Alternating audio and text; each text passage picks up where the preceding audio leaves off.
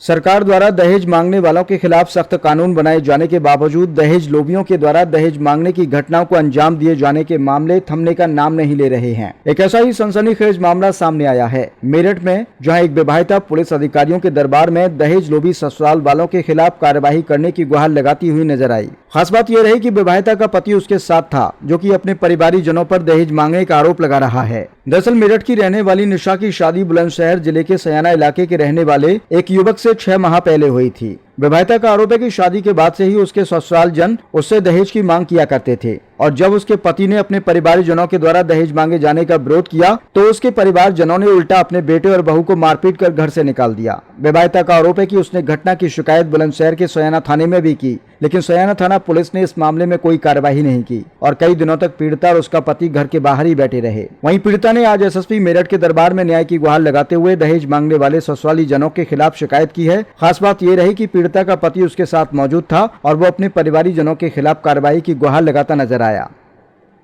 क्या नाम आपका? मेरा नाम निशा है। बाबू, यहाँ पुलिस के पास एप्लीकेशन दी है, क्या वजह है, क्या घटना हुई थी आपके साथ? मुझे मेरी शादी को 6 महीने हुए हैं। 3 नवंबर में मेरी शादी हुई थी। मेरे हस्बैंड का नाम शहजाद है। सियाने में शादी हुई है। मैं रहने वाली मेरठ की हूँ। और मुझे ससुराल से परेशान किया जा रहा है, दहेज की मांग की जा रही है। कौन लोग परेशान कर रहे हैं? मेरी नंदे कर रही हैं, जेठ कर रहे हैं और ससुर कर रहे हैं। क्या क्या नाम है इनके? ससुरे का नाम तो साहिद है और जेठ का नाम मोहसिन वसीम है। उनकी बीवी भी गाली गलौज करती है, बदतमीजी करती हैं। गुलनार है उसका नाम और एक का नाम सायरा है। क्या दहेज की मांग क्या कर रहे हैं? दहेज की मांग कर रहे हैं, नहीं कह रहे 10 लाख रुपए लेके आ, जब घर में घुसने देंगे। मुझे घर से बाहर निकाल के ताला लगा दिया। अच्छा, आपके पति यहाँ आपके साथ हैं, क्या इनके साथ भी क्या मतलब ये मेरी सपोर्ट में है। अच्छा, तो इनसे भी मारपीट करी गई है कि तू इसकी सपोर्ट में क्यों है, इसे निकाल दे घर से बाहर, पर ये नहीं कर रही ऐसा। इस वजह से इन्हें भी टॉर्चर कर रहे हैं। मेरी नंदे भी बदतमीजी करती है, गाली गलौज करती है, मारपीट करती है। कितने दिन हो गए आपको घर से निकाले हुए ससुराल? मुझे 4-5 दिन हो गए। 2 दिन तो मैं बाहर सोई गली में, एक के घर पे बेचारों ने सुला लिया था।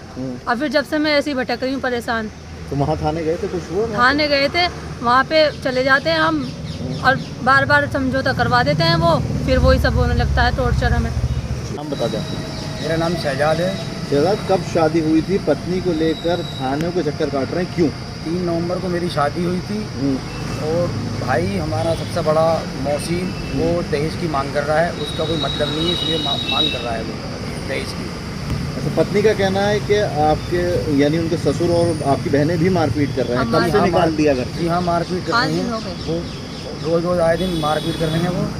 और हमें मारपीट कर मतलब कहना है घर से निकाल दिया, बदतमीजी कर रहे हैं मेरे जेठ। अच्छा, पत्नी की सपोर्ट में आप थे तो आपके साथ क्या किया उन लोगों ने? मेरे साथ भी बदतमीजी की उन्होंने। मैं अपनी घरवाली के साथ हूँ और मेरे पास इतना पैसा नहीं है, मैं इधर भटक रहा हूँ। 3-4 दिन मुझे भटकते हो गए, मेरी कोई सुनवाई नहीं हुई। वहाँ थाने गए थे? कहाँ का मामला है आपका? आप रहने वाले कहाँ के हैं? जिला बुलंदशहर सियाना कस्बा। तो वहाँ थाने गए थे? वहाँ थाने गए थे हम। क्या हुआ? आपस में समझौता करा देते हैं और फिर अगले दिन यही बात होती है। कितने दिन हो गए चक्कर काटते हुए? चक्कर काटते हमें 3-4 दिन हो गए आज। कुछ हुआ? कुछ नहीं हुआ, हमारी कोई सुनवाई नहीं हुई।